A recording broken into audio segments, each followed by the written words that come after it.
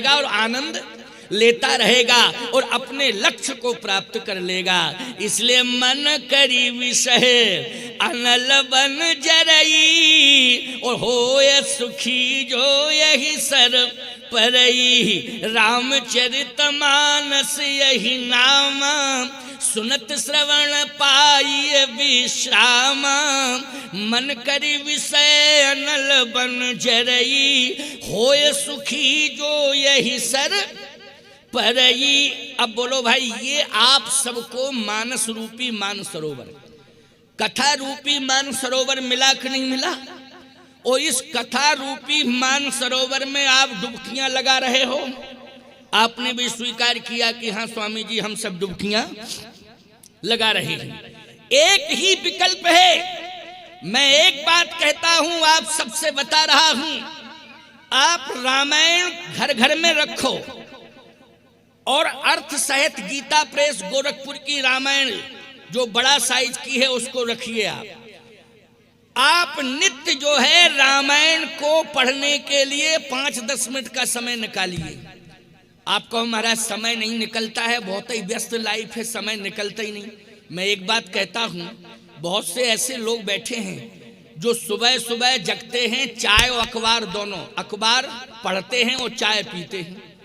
बोलो पीते हैं कि चाय पीते हैं और अखबार पढ़ते हैं। चाय न मिलेगी तो घूमेंगे इधर उधर, और अखबार पढ़ने को नहीं मिलेगा तो इधर उधर घूमेंगे। अखबार क्यों नहीं आया? क्या बात हो गई? चाय क्यों नहीं मिली? क्या बात हो गई? चाय और अखबार के बिना नहीं रह सकते हो। पढ़ते हो अखबार, चाय पीते हो, ये दोनों ही नुकसान करते हैं। चाय भी हानिकारक है और अखबार की भाषा भी हानिकारक ही है। क्यों? जब जब भी पेपर को पढ़ोगे उसमें समस्याएं लिखी होंगी। बोलो लिखी होंगी कि नहीं? घर से लेकर के देश तक की समस्या, देश से लेकर के विदेश तक की समस्याएं, समस्याएं ही समस्याएं। अच्छा एक बात आपको बताएं, आपने अखबार पढ़ा और चाय पी, तो चाय पीने के बाद आप तुरंत गए कहाँ? स्नान करने। अब हम वो शब्द नहीं बोलना चाहते, कहाँ गए है नहीं, आप बाथरूम में चले गए। अच्छा भाई, पेपर पढ़ने के बाद आपने क्या किया? बोले पेपर पढ़ने के बाद आपने उस पेपर को अलग फेंक दिया। किसी ने कहा कि आपने अलग क्यों फेंक दिया? बोले अब हो गया ये रद्दी। आपने क्या कहा? मैंने पढ़ लिया, ये पेपर क्या हो गया? अब मेरे मतलब का नहीं है, रद्दी हो गया। इसका मतलब है एक बार पेपर को पढ़ा, रद्दी हो गया पेपर। बोलो हो गया कि नहीं हो गया? लेकिन रामायण को आप जब पढ़ते हो तो ईमानदारी से बताओ, रामायण कभी पुरानी होती है? बोलो कोई माई का लाल बता दे कि ये कह दे कि कल तो पढ़ी थी, अब रामायण दूसरी लाओ, ये तो पुरानी हो गई। तुम्हारे दादा परदादा कई पीढ़ियों से बोलो रामायण पढ़ते आए कि नहीं पढ़ते आए? क्यों? आखिर कागज रामायण में भी है और कागज अखबार में भी है। खबरें अखबार में छपी हुई हैं, ऐतिहासिक खबरें, पौराणिक खबरें रामायण में छपी हुई हैं। बोलो है कि नहीं? लेकिन एक को पढ़ा आपने, वो रद्दी हो गया, और दूसरे को पढ़ा, उससे श्रद्धा उत्पन्न हो गई। बोलो हो गई उत्पन्न कि नहीं? कारण क्या है? कारण यही है, अखबार जगत से जुड़ा है और रामायण जगदीश से जुड़ी है। जो जगत से जुड़ता है वो नश्वर माना जाता है, और जो जगदीश से जुड़ता है वो अमर हो जाता है, उसका अस्तित्व बढ़ जाता है। इसलिए मैं कहता हूं कि संसार में रह करके भगवान से जुड़ो, संसार में रहकर भगवान से जुड़ो, और भगवान से जुड़ो तो भगवान की जो कथा है उससे जरूर जुड़ो, और भगवान की कथा रोज पढ़ो। रामायण पढ़ोगे अर्थ समझ में आएगा। तुम्हारे जीवन की कोई समस्या होगी, ऐसा प्रसंग रामायण में पढ़ने को मिल जाएगा कि तुम्हारी समस्या पढ़ते ही समाप्त हो जाएगी। बोलो हो जाएगी कि नहीं? इसलिए रामायण को पढ़ने में थोड़ा 5-10 मिनट, चाहे 5 मिनट, और अर्थ जरूर पढ़ लिया करो। नहीं समझ में, चौपाई अगर समझ में आ गई अर्थ तो ठीक है, नहीं आ रहा तो नीचे एक निगाह डाल लो कि इसका अर्थ क्या है। नहीं खोपड़ी खराब करो मोहल्ला भर की। अर्थ समझ में नहीं आ रहा, चौपाई पढ़ के मोहल्ला भर की खोपड़ी खराब। आज तो ऐसा पढ़ लिया, समझाई में नहीं आया, क्या है समझाई में नहीं, अरे नीचे लिखा तो है उसको समझो, है ना। वैसे समझाने के लिए हम बैठे हैं, लेकिन हम 24 घंटा तुम्हारे घर ही में बैठे रहेंगे? बोलो भाई कि तुम रामायण पढ़ो हम अर्थ बतावें? बोलो भाई, क्या हम नारद हैं कि हर जगह प्रकट हो जाएं तुरंत? भैया हम तो साल में एक बार आ सकते हैं और आपको समझा सकते हैं, बता सकते हैं, लेकिन इतनी बढ़िया व्यवस्था गीता प्रेस गोरखपुर ने दी है कि हर चौपाई के नीचे अर्थ है, हर दोहे के नीचे अर्थ है, हर छंद के नीचे अर्थ है। इसलिए अर्थ सहित रामायण पढ़ा करो, 5 मिनट का समय निकाल के ही रामायण पढ़ा करो, लेकिन हर घर में होना चाहिए, 2 होना चाहिए घर घर में। एक तो तुलसी कृत रामायण और दूसरा तुलसी दल। अगर तुलसी कृत तुलसी दल रहेगा तो हम तुम्हारी हर समस्या का समाधान होता रहेगा। तुलसी दल और तुलसी कृत 2 की विशेषता क्या है? कहे ताप हरत तुलसी जगत तम हर करत प्रकाश। ओ 2 तारण तरन है तुलसी तुलसी दास। बोले दोनों से ही कल्याण है, दोनों से ही उद्धार है। एक और महत्वपूर्ण बात सामने आई, क्या? भगवान शंकर ने कहा तुलसी रामचरित का विस्तार करो, तो तुलसीदास जी बालकांड से प्रारंभ किए रामायण और उत्तर कांड में पूर्ण कर दिए। कितने कांड बने बालकांड से लेके उत्तर कांड तक? 7। बोलो कितने बने? 7। ना 6 बने, ना 5 बने, ना 8 बने, ना 9 बने, 7 ही कांड बने। आपको महाराज ये 7 ही कांड क्यों बने? तुलसीदास जी 8वां कांड भी लिख सकते थे, 9वां कांड भी लिख सकते थे। अरे तुलसीदास जी महाराज ने केवल इतिहास ही नहीं लिखा है। तुम्हें लगता ये है कि ये रामायण कृति है, लेकिन ये कृति देखने में लग रही है, ये साक्षात प्रभु श्री राम की आकृति है, लेकिन कृति के रूप में प्रकट हो गई। ये रामायण जी की आकृति है। अच्छा, मानव की आकृति के 7 अंग प्रमुख होते हैं, 7। 8वां अंग नहीं, 9वां, 7 ही अंग प्रमुख हैं। और भगवान राम जब नारायण से नर बने तो वो 7 अंग उनके, एक एक कांड एक एक अंग से जुड़ा है। संत तुलसीदास जी की परंपरा में नाभाजी महाराज हुए हैं। नाभाजी ने एक बहुत अच्छी बात लिखी, बाल कांड प्रभु पाए। जिस समय उन्होंने भगवान का दर्शन किया संत नाभाजी ने, राजस्थान में उनका जन्म हुआ था संत नाभाजी का, तो नाभादास जी ने जैसे ही भगवान का प्रत्यक्ष दर्शन किया तो कहा, ओहो धन्य है तुलसीदास जी महाराज, हम समझते थे ये कृति है, लेकिन ये तो प्रभु राम की आकृति है। रामायण रामायण पढ़ते पढ़ते राम प्रकट हो गए। नाभादास जी रामायण पढ़ रहे थे और रामायण पढ़ते पढ़ते रामायण में ही राम प्रकट हो गए। नाभादास जी को दर्शन देने लगे, श्री राम जी प्रकट हो गए। तो देखा क्या बोले, बालकांड प्रभु पाए।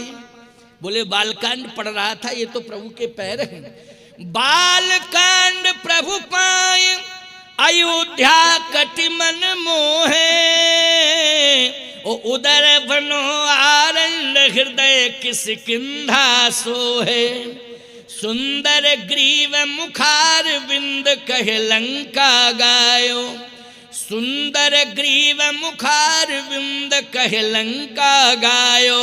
रावण कुंभकर्ण घननादि आदि समायो। उत्तर मस्तक कांड है यही विधि तुलसीदास भन। आदि अंत लो जानिए यह रामायण श्री राम तन। ये रामायण तो श्री राम जी का ही तन है। एक एक कांड एक एक अंग का प्रतिनिधित्व कर रहा है, इसलिए 7 अंग हैं प्रमुख शरीर के, ऐसे ही 7 कांड हैं। ये भगवान का ही स्वरूप है।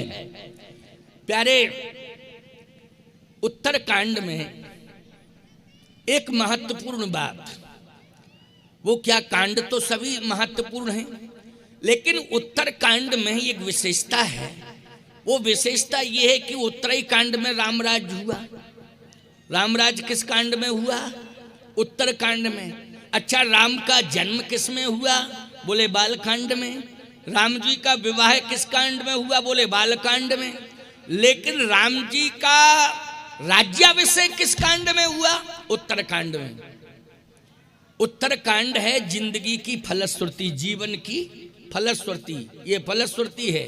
संपूर्ण जिंदगी में जितने भी प्रश्न हैं उन सभी प्रश्नों का उत्तर उत्तरकांड में है। पूरा उत्तरकांड पढ़ना, पूरा उत्तरकांड पढ़ना।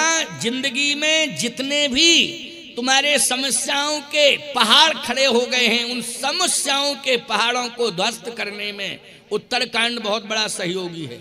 हर समस्या का समाधान उत्तरकांड पढ़ने से मिल जाएगा। लेकिन पढ़ना पड़ेगा तुम्हें उत्तरकांड। बालई कांड नहीं पढ़ पाते, उत्तरकांड कहाँ से पढ़ोगे? फुर्सत ही नहीं है। लोग कहते महाराज फुर्सत नहीं, क्या करें? हमने कहा भैया कभी कभी तो फुर्सत निकाल लिया करो। कहे रामायण पढ़ने की फुर्सत नहीं। हमने कहा एक बात बताओ, चाय पीने की फुर्सत? बोले वो तो निकालनी पड़ती है फुर्सत। हमने कहा भोजन करने की फुर्सत, खाना खाने की? बोले वो तो खाना के लिए फुर्सत निकालनी ना पड़ेगी। और बोले काम करने के? बोले कामों करने के लिए फुर्सत निकालनी पड़ती है। काम तो करना ही पड़ेगा महाराज, इसके लिए समय निकालना ही पड़ेगा। कहे काम करने के लिए समय निकालते हो, खाना खाने के लिए समय निकालते हो। मैं कहता हूं राम कथा सुनने के लिए फुर्सत क्यों नहीं मिलती? कहे महाराज व्यस्त लाइफ है, फुर्सत नहीं मिलती। हमने कहा कभी कभी निकाल लिया करो समय। कहे महाराज सोचेंगे लेकिन फुर्सत है नहीं। एक गांव में महात्मा जी गए थे कथा कहने के लिए। उन्होंने 9 दिन तक कथा सुनाई उस गांव में।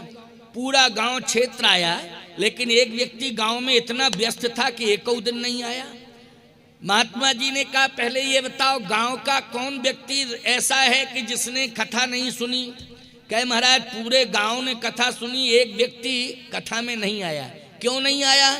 बोले महाराज उससे फुर्सत नहीं है। क्या करता रहता है? बोले काम लंबा चौड़ा है उसके जीवन में, इसलिए वो काम ही में व्यस्त रहता है, उसे फुर्सत नहीं।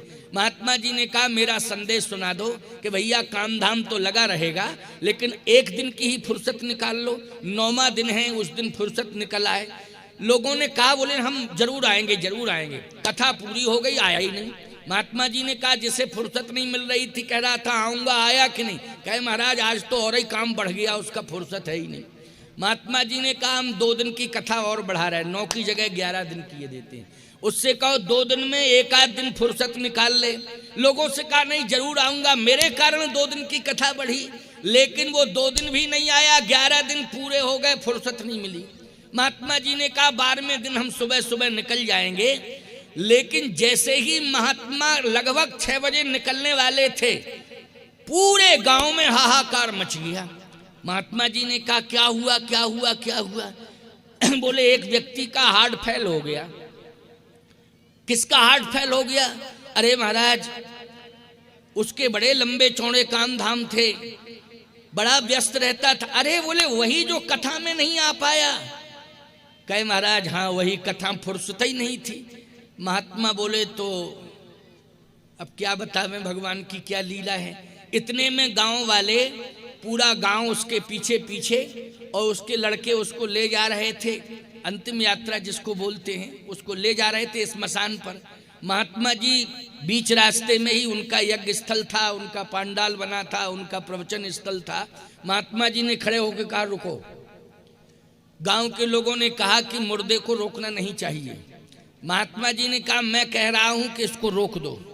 लोगों ने कहा कि महात्मा चमत्कारी है, हो सकता है कि प्राण फूंक दे, ताकत है, महात्मा है, इसलिए रोक दो। रोक दिया मुर्दे को। कहे इसको नीचे रख दो।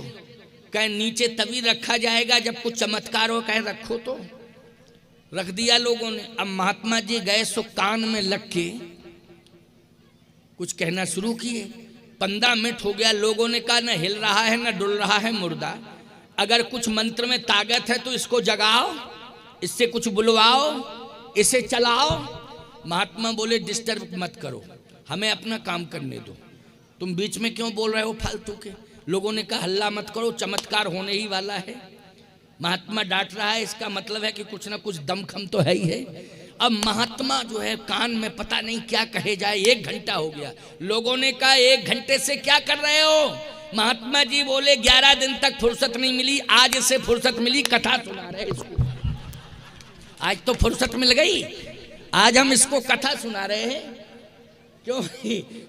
तो कहने का मतलब ये है, जिंदगी जब तक रहेगी, जिंदगी जब तक रहेगी, फुर्सत न होगी काम से।